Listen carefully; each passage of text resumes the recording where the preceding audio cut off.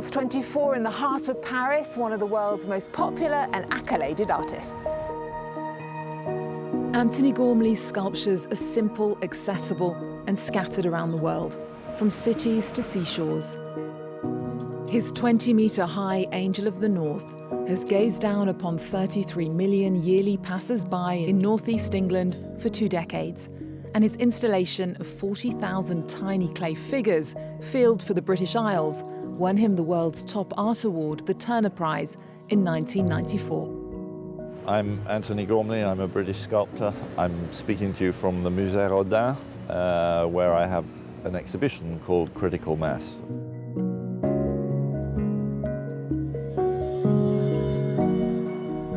That's strange, is it a ghost? So these are concentrations of a human body that has lost 2/3 of its mass. That tells you this is the core. This is the place of the registration of pain, suffering, joy, and excitement. This is supposed to be kind of, well, you know, a bit of a audit. Us now, what are we? What do we mean by me? What is it to have a human life? Obviously for me this is a huge honor to, I suppose, be in conversation across a century with one of the great figures of European sculpture.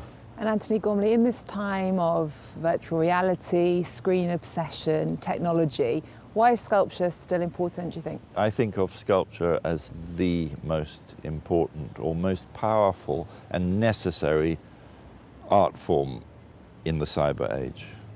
We all spend increasingly huge amounts of our waking lives dealing with digital images, with images that instantly appear and instantly disappear. And I think the re-establishment of first-hand physical experience is really important. The first of Gormley's creations you encounter in Paris's Rodan Museum are contorted shapes made of slabs of steel. Crouched over, bent double, lying down, slumped against the wall. These are part of one of Gormley's best-known works, Critical Mass. You created Critical Mass in 1995. This is all based on your own body, 12 human poses. Why did you choose these poses in particular? I wanted to find 12 positions that were, in a way, familiar to us all.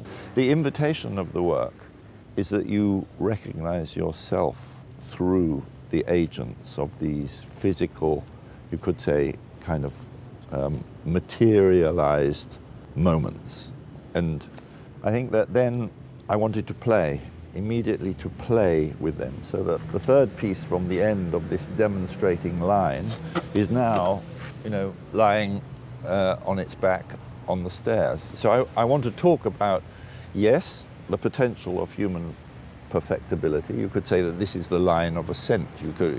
We can think of it in relation to Darwin and our evolutionary story, which suggests something about maybe the perfectibility of the human project. But the fact is, as we know, with 2 very serious, very painful wars going on at the moment, that we are not perfectible, that we still use, as it were, medieval means to sort out our difficulties. You know, there are 15 of these works out here. The other 45 are in the chapelle.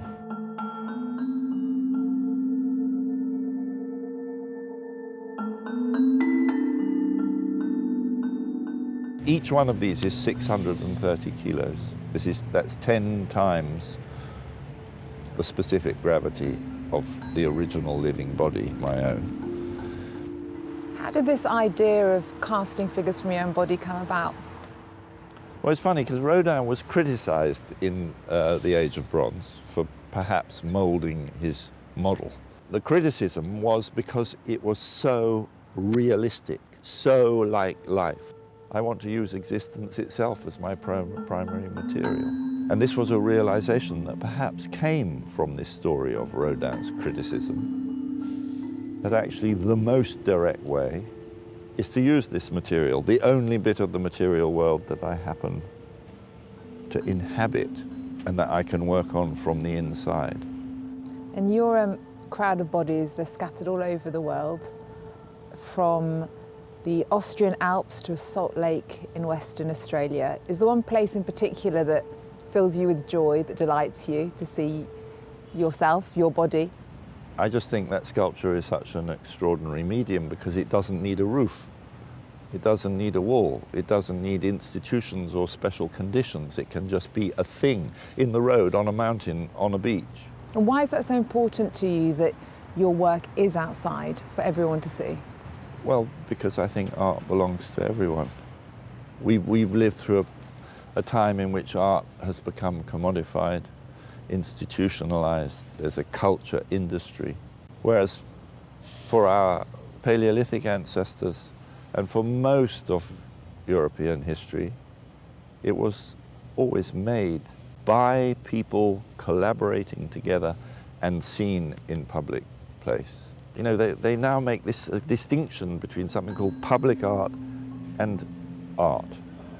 But all art needs to be seen. All art wants to be shared. The need to make art is a need to communicate as widely as possible.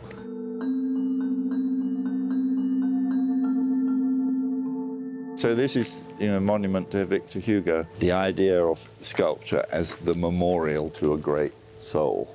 And I think that's the old job that sculpture did, which was to sort of memorialize greatness, usually in the service of power. Kings, queens, victors, military heroes, and sexy women. That's been, on the whole, the job of the statue. What's its job today, then? And I think its job today is to say, you are the subject, you, the viewer, are the subject of this work. It has no value unless you work with it to make it mean something.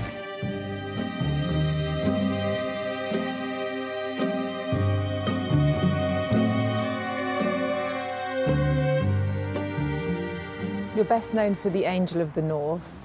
Did you ever realise how iconic that was going to become? No, everything you do is a trial. It's a wonderful thing that it has become, in a way, loved and part of the northeast of England that I have a very deep and particular affection for. It was an example of exactly what I've been talking about. I couldn't have made it without those shipwrights that knew how to bend ship plate.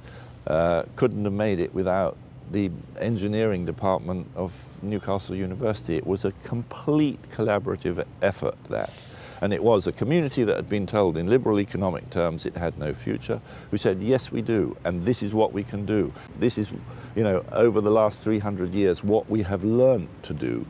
And we can use it to make this object that says to the world, we are here, we are proud, and we have a noble and wonderful future ahead of us. I want to talk a bit about the art world in 2023. We are in a climate emergency. The art world has a considerable carbon footprint. As an international artist, how do you transport your works?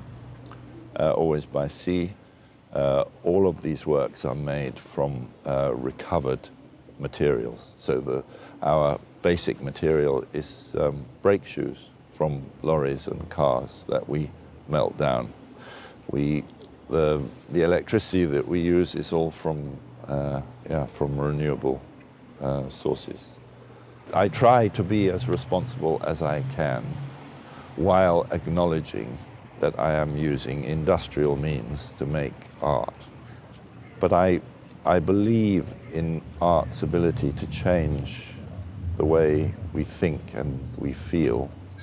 And I believe in its ability to rebalance us and our relationship with the planet.